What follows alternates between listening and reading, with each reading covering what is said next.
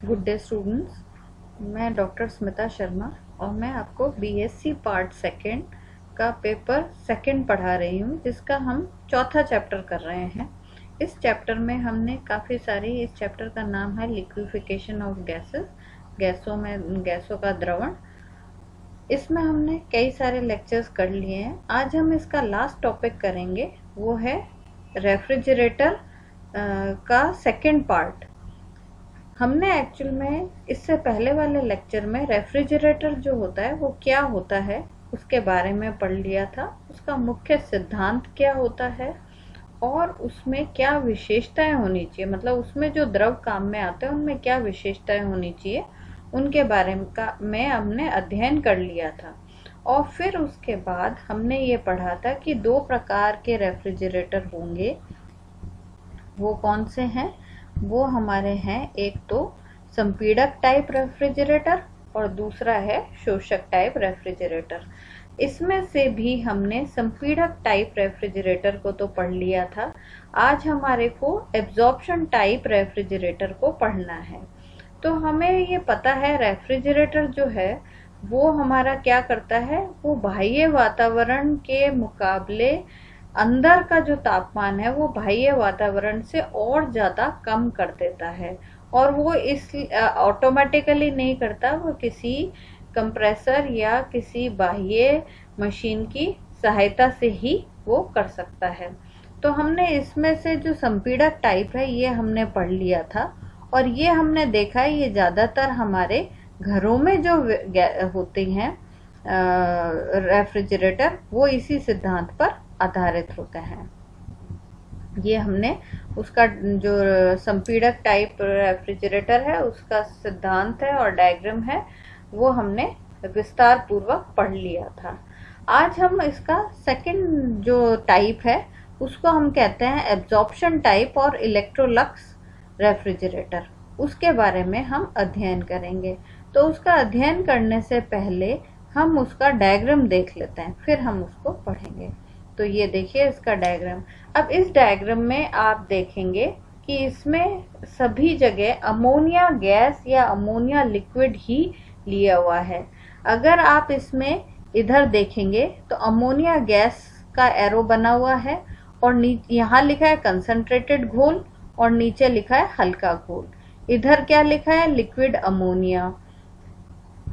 यहाँ ammonia gas है ना, यहाँ भी हमारा अमोनिया गैस का ही फॉर्म दे रखा है और बाहर ठंडा पानी भी है।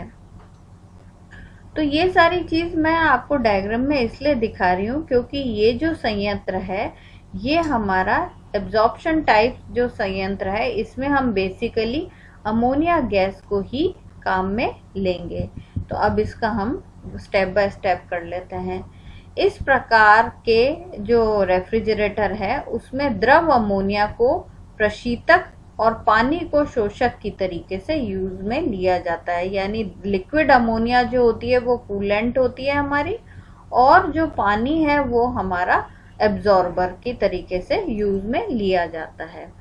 पानी को शोषक की तरह यूज करने के कारण पानी 16 डिग्री सेंटीग्रेड पर अपने आयतन के 1000 गुना आयतन के अमोनिया गैस को शोषित कर लेता है।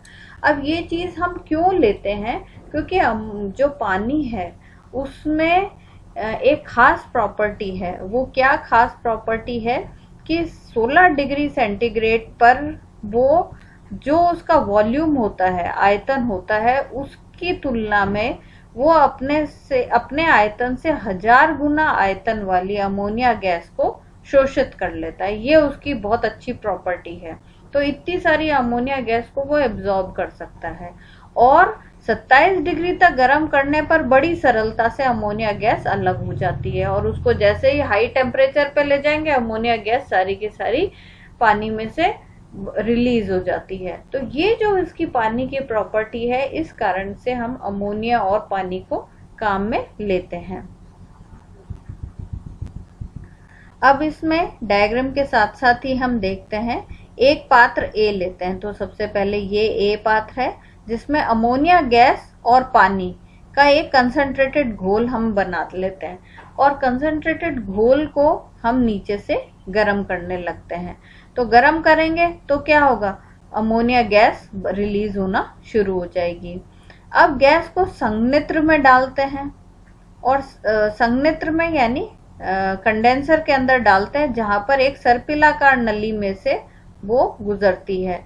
तो सर्पिलाकार नली के चारों तरफ हम एक ठंडा पानी प्रवाहित करते हैं, जिससे कि वो ठंडी हो जाती है। इस संघनित्र में चारों ओर ठंडा जल प्रवाहित होता रहता है। अब गैस ठंडी होने के कारण अपने ही दाब, खुद के जो दाब है उस कारण से ही वो द्रवित होना शुरू हो जाती है। अब वो उसके अंदर वी वाल्व, एक प्रसार वाल्व है, एक्सपेंशन वाल्व है, यानी उसको खोलेंगे तो गैस को एक्सपैंड होने का टाइम मिलता है, तो वहां से उसको गुजारा जाता है। अब वो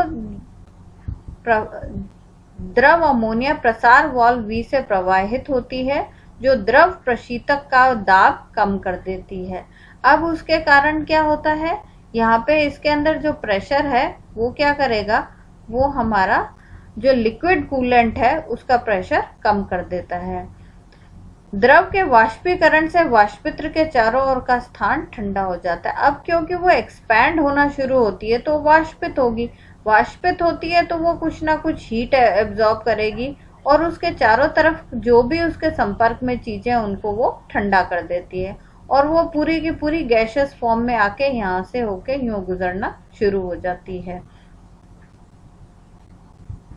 चित्र से जाने वाली अमोनिया गैस शोषक ई में आ जाती है। अब क्या होगा, यहाँ से जब वो इधर की इनको ठंडा कर देती है, इवेपोरेटर में जो भी लिक्विड भरा हुआ है उसको ठंडा कर देती है और अमोनिया गैस खुद प्रवाहित होती होती ई चैम्बर के अंदर आ जाती है। अब यहाँ पे क्या होता है, इस चैम्बर में पानी और अमोनिया का हल्का मतलब डाइल्यूट सॉल्यूशन भरा हुआ होता है। वो डाइल्यूट सॉल्यूशन जो है उसके अंदर अमोनिया गैस जैसे जैसे इसके अंदर डिसॉल्व होगी वो इसको कंसंट्रेट करती जाएगी। अब वो कंसंट्रेटेड सॉल्यूशन जो है वो इस पिस्टन के प्रेशर हम लगाते हैं, उससे क्या होता है, वो उसके अंदर से यहाँ से लिफ्ट होता है और यहाँ पर कंसंट्रेटेड सॉल्यूशन वापस पहुंचता रहता है। तो ये प्रोसेस हमारी चलती रहती है। तो पंप पी द्वारा अमोनिया का ये सांद्र घोल ए में ऊपरी सिरे से भेज दिया जाता है और इस प्रकार अमोनिया का चक्र पूरा हो जाता है। तो इस प्रकार से वो यहाँ पर जो इवेपोरेटर में जो भी सॉल्यूशन होता है उसको धीरे धीरे ठंडा करती जाती है और हमारे को रिक्वायर्ड लो टेम्परेचर प्राप्त हो जाता है। तो ये हमने जो पढ़ा है वो हमारा क्या है, एब्जॉर्प्शन टाइप इलेक्ट्रोलक्स रेफ्रिजरेटर।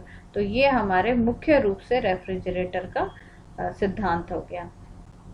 अब इसके अंदर हम एक चीज और है जो इसका लास्ट टॉपिक है वो हम पढ़ेंगे। अब देखो रेफ्रिजरेटर है क्या, रेफ्रिजरेटर एक प्रकार से जैसे हमने इंजन पढ़े हैं थर्मो ऊष्मा गतिकी में या थर्मोडायनेमिक्स से हमने कार्नोट इंजन। कार्नोट इंजन क्या करता है, वो सोर्स यानी जो चीज हाई टेम्परेचर पे है उससे कुछ हीट लेता है, उस पर कुछ वर्क करता है और शेष जो बची ऊष्मा होती है उसको वो सिंक को देता है। ये एक इंजन का वर्क है। और रेफ्रिजरेटर जो है वो इसके बिल्कुल ऑपोजिट काम करता है। वो सिंक से हीट लेता है, वह किसी की मदद से, मतलब उस पर काम किया जाता है, वो अपने आप नहीं काम करता। वो सिंक से हीट लेता है और सोर्स को देता है, यानी जो बॉडी ऑलरेडी लो टेम्परेचर पे है वो उससे ही हीट लेता है और जो बॉडी हाई टेम्परेचर पे है उसको वो लगातार देता है। लेकिन वो अपने आप नहीं कर सकता, उसको बाहर से बाह्य मदद की जरूरत पड़ती है, यानी उसको कहीं से वर्क डन या एनर्जी चाहिए। ये हमारा प्रोसेस है। तो हम जैसे कार्नोट इंजन के केस में इफिशियंसी निकालते हैं, इफिशियंसी ऑफ कार्नोट इंजन, वैसे ही हम इसके अंदर रेफ्रिजरेटर के अंदर भी उसका इफिशियंसी को टेस्ट कर सकते हैं। उसके लिए हम जो फैक्टर यूज में लेते हैं उसको हम देखते हैं, वो है हमारा निष्पादन गुणांक, जिसको हम बीटा कहते हैं। बीटा हमारा इंग्लिश में हम कहें तो कोफिशिएंट ऑफ परफॉर्मेंस होता है। अब हमारे को मालूम है कार्नोट इंजन में हमने नीटा क्या होती है, नीटा हमारी इफिशियंसी होती है, T2 हमारा सिंक का तापमान होता है और T1 हमारा सोर्स का तापमान होता है। तो इफिशिएंसी जो है वो हम कैसे डिफाइन करते हैं, 1 माइनस T2/T1 से डिफाइन करते हैं। और हमने थर्मोडायनेमिक्स में ये सब चीज़ें आप लोगों ने पढ़ रखी हैं, इसीलिए मैं यहाँ पर आपको सिर्फ याद दिला रही हूँ कि अगर हम इसको सिंप्लीफाई करें तो हम इसको ऐसे भी लिख सकते हैं T1 माइनस T2/T1, है ना। और हमने जब कार्नोट इंजन वगैरह जब डिटेल में पढ़ा था तो हम ये पाते हैं कि इसको हम ऐसे भी लिख सकते हैं Q1 माइनस Q2/Q1, जहाँ Q1 जो है वो प्रारंभ में सोर्स से जो हीट लेता है कार्नोट इंजन वो है, और Q2 क्या है, वो हीट है जो वो सिंक को वापस लौटाता है। तो वर्क डन जो है वो हमारा क्या होता है, work done Q1 minus Q2 होता है। और एफिशिएंसी को जब हम सॉल्व करते हैं थ्योरेटिकली तो हमें यही सूत्र प्राप्त होता है Q1 माइनस Q2/Q1। तो Q1 माइनस Q2 को मैं वर्क डन W लिख सकती हूँ और W/Q1 लिख सकती हूँ। ये मैंने यहाँ भी लिख दिया है, Q1 माइनस Q2/Q1। तो ये कुछ फॉर्मूला है जो हमने ऑलरेडी कार्नोट इंजन के केस में वर्कआउट करा हुआ है, ये फॉर्मूलेज हमारे को पता है।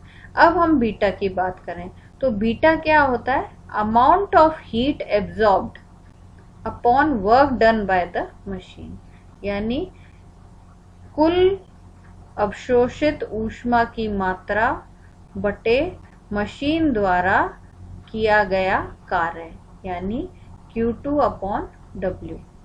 Q2 जो है वो हमारी रेफ्रिजरेटर के केस में हीट जो सिंक से एब्जॉर्ब की जाती है उसको कहते हैं, और बाह्य मशीन की मदद से की जाती है। तो बाह्य मशीन जितना काम करती है उसको अगर हम W कहें तो Q2/W से डिनोट किया जाता है।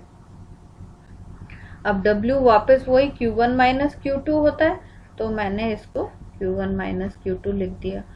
अब Q1 माइनस Q2 को मैंने फर्दर सिंप्लीफाई किया तो मैं इसको Q1 से थ्रू आउट डिवाइड कर दिया, तो Q2/Q1 1 माइनस Q2/Q1 हो गया। अब थ्योरी जो है वो हमने थर्मोडायनेमिक्स की, ये थ्योरी मैं यहाँ डिस्कस नहीं कर रही, वैसे भी आपका जो paper first statistical and thermodynamics में हम ये कार्नोट इंजन और ये सब डिटेल में पढ़ लेते हैं, तो वहाँ पर अगर आपने अभी तक नहीं भी पढ़ा होगा तो आप पढ़ लेंगे। वहाँ पे हम बड़ी आसानी से प्रूव करते हैं कि Q1/Q2 जो है वो T1/T2 के बराबर है, और इसी कारण से ये जो है Q1 माइनस Q2/Q1 को हम T1 माइनस T2/T1 लिख पाते हैं। तो यहाँ पर भी मैंने उसी चीज़ को यूज़ किया है कि Q1/Q2 बराबर T1/T2। अब इस आधार पर मैं बीटा क्या लिख सकती हूँ, बीटा मैं लिख सकती हूँ T2/T1 1 माइनस T2/T1। देखिए यहाँ पर लिख लिया मैंने T2/T1 1 माइनस T2/T1। इसको थोड़ा सा सिंप्लीफाई करते हैं, सिंप्लीफाई करने पर आपके पास ये आ जाता है T2/T1 माइनस T2। तो ये चीज़ आ गई। अब इसको अगर मैं इफिशियंसी के फॉर्म में लिखना चाहती हूँ तो इफिशियंसी क्या है मेरी, नीटा बराबर 1 माइनस T2/T1, है ना। तो इसको अगर हम लिखें तो T1 माइनस T2/T1, है ना। तो इसको मैं कैसे लिख सकती हूँ, इसको मैं लिख सकती हूँ 1 माइनस इफिशियंसी नीटा अपॉन नीटा की टर्म्स में भी लिख सकती हूँ। तो ये मेरा कोफिशिएंट ऑफ परफॉर्मेंस आ गई है for a refrigerator in terms of efficiency of the Carnot engine. तो ये मैंने इसलिए बता दिया क्योंकि कई बार हम न्यूमेरिकल पूछ लेते हैं जिसमें निष्पादन गुणांक निकालिए, और हमारे को ये सारे वैल्यूज दी हुई होती हैं, उनको हम बड़ी आसानी से इस फॉर्मूले को यूज करके सॉल्व कर सकते हैं।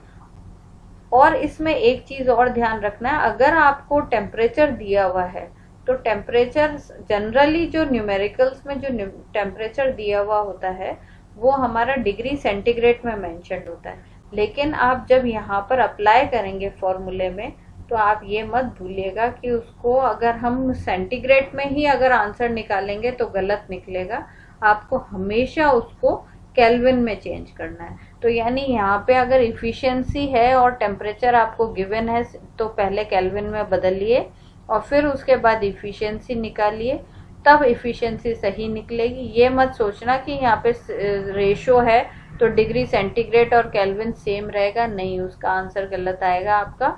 और फिर उसके बाद ही आप बीटा निकालिए। तो इस प्रकार से अगर आप सॉल्व करेंगे तो आप इसको बड़ी आसानी से समझ पाएंगे। तो ये हमने आज चौथा जो चैप्टर है आपका लिक्विफिकेशन ऑफ गैसेस उसको कंप्लीट कर लिया। अब अगले लेक्चर से मैं थर्ड यूनिट शुरू करूंगी आपके, और थर्ड यूनिट में हमारी जो है वो स्टैटिस्टिकल थोड़ा सा है। मेरे को विश्वास है कि अब तक आपने स्टैटिस्टिक्स के बारे में थोड़ा सा पढ़ लिया होगा, क्योंकि पेपर 1 के अंदर फर्स्ट 2 चैप्टर्स ही स्टैटिस्टिक्स पे बेस्ड है।